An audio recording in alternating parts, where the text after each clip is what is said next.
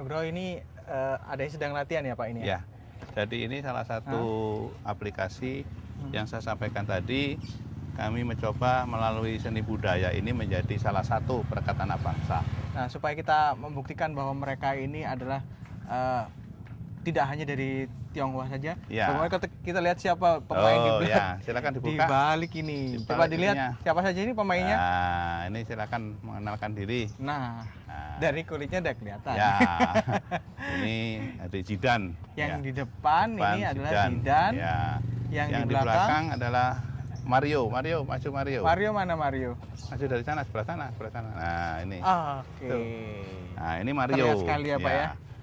Jadi kami tidak pernah membedakan harus dari etnis Tionghoa, tidak. Inilah salah satu upaya kami menjadi perekat anak bangsa tadi, bisa melibatkan anak-anak untuk bermain seni budaya. Kalau Mario udah berapa lama latihan ini barongsai? 1 tahun. 1 tahun. Sama Zidane juga barengan. Oke. Ini kalau dari Pak Nugroho sendiri kegiatan latihan barongsai sendiri udah berapa lama Pak? Saya mulai tahun 2002. 2002 sudah. Oke, sampai dengan mulai. saat ini Cuma sudah... kan berjalan dengan waktu. Memang awalnya kita rekrut anak-anak seperti ini. 2-3 tahun mereka sudah dewasa. Nah, ada kalanya mereka ada yang lanjut, ada kalanya sudah mulai melanjutkan sekolah. Ini mau latihan lagi? Silakan latihan lagi. Paling nggak kita sudah membuktikan ya Pak ya bahwa tidak ada perbedaan yang tidak bisa disatukan. Tidak ada, begitu ya. Oke. Jadi upaya daripada kita bagaimana bisa mengaplikasikan. Jadi kita tidak hanya di belakang meja aja bisa bicara, tapi inilah salah satu wujud daripada kita. Oke, Pak Nugroho, dengan adanya Kepres nomor 6 tahun 2000 itu, apakah memang sampai dengan saat ini Anda sudah tidak merasakan lagi adanya diskriminasi yang ada? Kalau saya merasakan tidak ada sama sekali. Tidak ada ya? Hanya mungkin orang-orang tertentu yang masa pribadinya masih merasa kurang, artinya ya masih kurang mensyukuri dan sebagainya, ya terus terang aja kurang-kurang terus. Kalau saya merasakan dari pihak pemerintah sudah tidak ada. Bahkan pemerintah sudah memberikan sarana dan prasarana, tinggal kita nih jeli nggak untuk mengambil sarana itu gitu.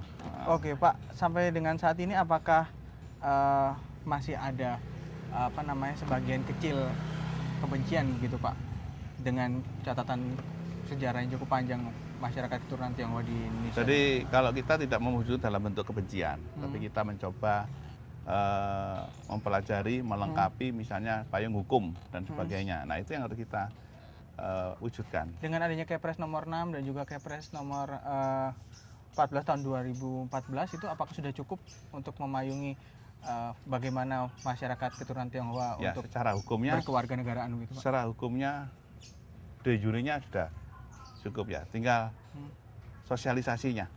Nah, tinggal sosialisasinya. Apakah masyarakat ini sudah paham?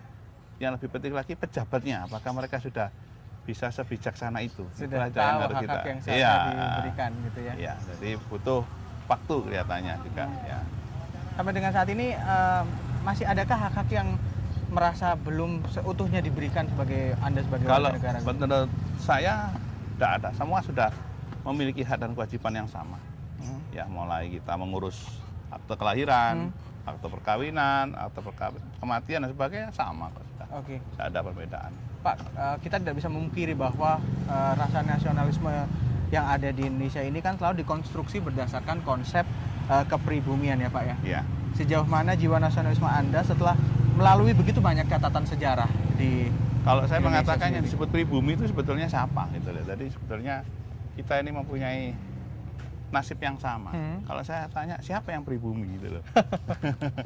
Jadi tergantung konsep pikiran kita sebetulnya. Kalau kita sudah merasa lahir, dibesarkan di bumi pertiwi ini, ya kita mau nggak mau kita ingat lagu Indonesia Pusaka itu. Jadi seharusnya tidak ada lagi konstruksi pemikiran bahwa ini pribumi dan non pribumi. Iya, nah, kita dilahirkan di bumi ini, ya, ya, Pak, kita makan, kita sampai orang tua meninggal pun di bumi pertiwi, ya udah, itulah.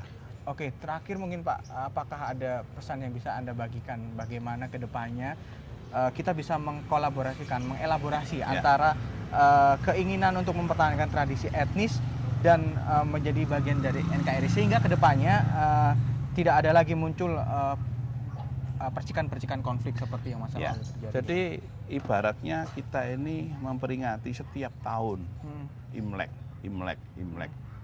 Bagi saya, aplikasinya itu apa? Setiap Imlek tahun 2014, 2015 dan seterusnya. Yang penting aplikasi, apa yang bisa kamu perbuat khususnya di Bumi Pertiwi ini gitu. Jadi jangan kita merasa memperingati Imlek itu dalam konteks monoton gitu loh ya. Ya akhirnya nggak ada manfaatnya. Kalau saya lebih condong mengaplikasikan tahun ini apa yang bisa kita berikan di Bumi Pertiwi ini gitu. Tahun depan apa yang harus kita saksikan lagi. Nah itu bisa memberikan jembatan bagi yang mungkin selama ini belum bisa tersentuh, kita sentuh nanti. Yang belum rukun bisa menjadi rukun. Itu dari kita mengaplikasinya seperti itu. Memang perlu proses ya Pak ya? Ya, teman butuh proses. Oke. Tapi kalau kita sendiri yang tidak mau tampil, tidak mau mensosialisasikan, ya tentunya sulit untuk bisa mewujudkan itu tadi. Oke, baik. Sekali lagi terima kasih atas Ya, waktunya Pak sama-sama. Nugroho. Semoga semua sejarah yang pernah terjadi, khususnya yang diterima oleh keturunan Tionghoa di Indonesia saat ini sudah kedepannya akan lebih baik ya Pak ya, supaya kita tidak bisa memungkiri bahwa Indonesia adalah multikultur begitu ya Pak ya. Semoga ini yang bisa menjadi landasan kita untuk hidup bersama dan tetap rukun untuk membesarkan Indonesia di dunia. Terima kasih Pak Nugroho sama-sama. Terima kasih. Dan pemirsa, inilah akhir dari lobby untuk hari ini. Kita ketemu lagi tentunya dengan tema yang menarik lainnya. Sampai jumpa. Wassalamualaikum warahmatullahi wabarakatuh.